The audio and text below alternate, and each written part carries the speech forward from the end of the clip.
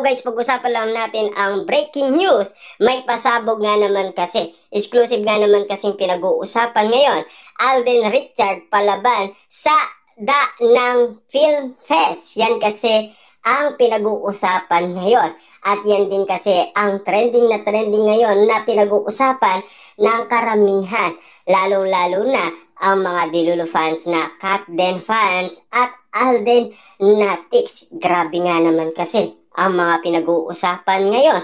Kita nyo naman ang sinayang ni Catherine Bernardo, isang Alden Richard na patuloy na nagiging successful.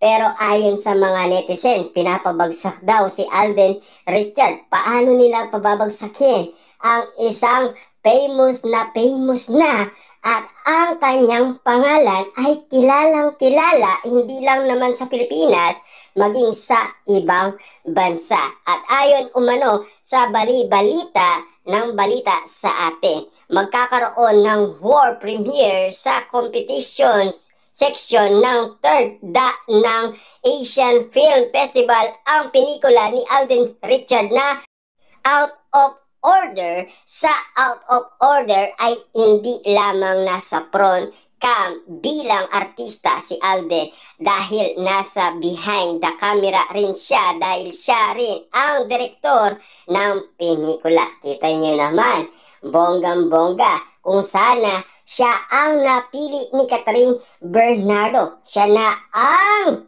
magdidirektor sa lahat ng kanilang movie. Kikita pa sila ng malaki at solong-solo pa nila ang kanilang kita. Kita nyo naman, di ba? Kasi alam naman natin kung sakasakaling magpa-partner sila dahil yun din naman kasi ang bali-balita sa atin noon ng balita, di ba? Magpa-partnership daw sila kasi alam naman natin nag-aaway daw ang dalawang nagka-collab dahil sa Moving Hello Love Again na kumita ng bilyon. Ito nga ang unang pelikulang dinirektor ng kapuso aktor. Maliban sa pagiging direktor at head star ay siya rin ang isa sa mga producer ng pelikula at production company niya na nakipag-collab nga naman kasi sa Viva Film. Ayon pa sa bali-balita, nag-produce ng Out of Order kasama ang Viva Films at Studio Viva. Yan kasi ang mga kasama ni Alden Richard sa kanyang kumpanya. Kailan-kailan lang ay nakipag-collab, ibig sabihin sanib puwersa, kumbaga. Kaya nga naman, kita nyo naman si Alden Richard, bonggang-bongga ang mga nagiging plano niya. Talagang mindset lang ang kailangan dahil super talino nga naman kasi ni Alden Richard. Kita nyo naman yung scholarship niya na pinag-uusapan. Grabe nga naman kasi nakapasa si Alden Richard. Kita nyo naman, ganon kalupit si Alden Richard. Sobrang talino niyan kahit busy yan sa kanyang mga project, sa kanyang business, di ba? At sa kanyang karera na pagbabike at lalong-lalo na sa pagja-jogging, lalong-lalo na sa pag-gym. Ayon pa sa bali-balita, ito rin ang unang pagkakataon na magkakapareha niya si Heaven. Taon 2023 nang gawin nila ang pelikulang ito kung saan puring-puri ni Heaven si Alden Richard bilang direktor. He is first time director pero he knows what he wants. Say ni Heaven sa panayam sa kanya ng Entertainment Press noong December 2023. Kita nyo naman, napakalupit. Galing na yan kay Heaven dahil alam naman natin kasi malupitan din direktor si Alden Richard at lalong-lalo na ginagalang yan ng karamihan. Hindi lang naman kasi ang mga kababahihan na kumikilala kay Alden Richard. Lalong-lalo na ang mga bagong kaibigan ngayon ni Alden Richard na pinag-uusapan. Kasi alam naman natin, no? Binabatikos kasi si Alden Richard dahil sa pagiging mataba niya.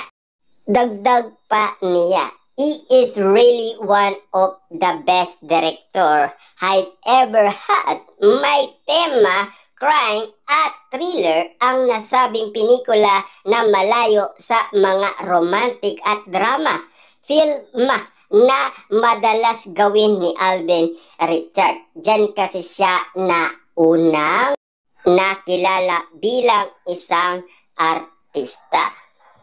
Diyan kasi siya unang nakilala, si Alden Richard, nung siya ay pumasok bilang artista. Siyempre sa GMA Network. Yan kasi ang kinagulat ni Heaven. Na alam naman natin kasi si Alden Richard, diba? Ayon pa sa balibalita, sa nasabing pelikula ay gaganapan niya ang karakter ni Alex na isang underachieving na abogado. Kailangan niyang ipagtanggol ang kanyang father niyang si Noni na inakusahan ng kasong murder. Sa pag-anap niya ng ustisya ay makakaharap niya ang mausay na public prosecutor na si Jinky. Ex-girlfriend niyang si Jinky na karakter naman ni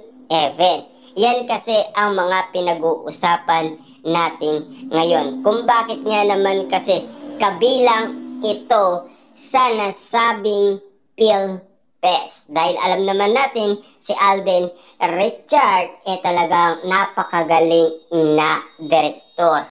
Kaya nga naman pinag-uusapan ang ganitong sitwasyon na movie ni Alden Richard. Dahil alam naman natin, baka mausay nga naman kasi ang pagganap nila.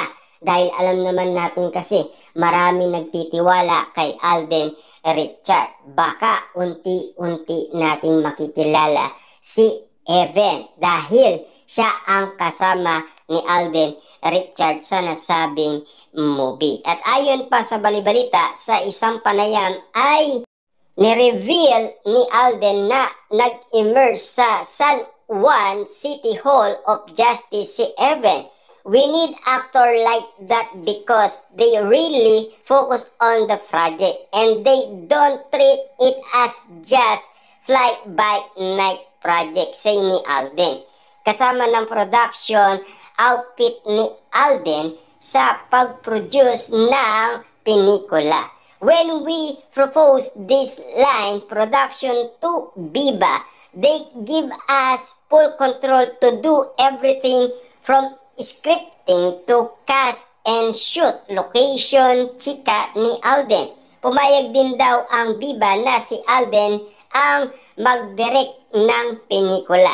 And then when I said I'd be directing it, they also agree, so the story came first before the cast. They only things certain during the brainstorm for me was my role as lead in the film. Yan kasi ang mga pinag-uusapan patungkol sa moving ginagawa ni Alden Richard. At lalong-lalo na pumayag daw ang Viva na si Alden Richard ang mag-direct ng movie. Kitang-kita naman natin na sinasabi napakausay daw ni Alden Richard. Samantalang magaganap ang third ng Asia Film Festival sa Vietnam simula June 29 hanggang July 5. Ngayon pa nga lang ay marami na ang nagdadasal na makasungkit ng maraming award ang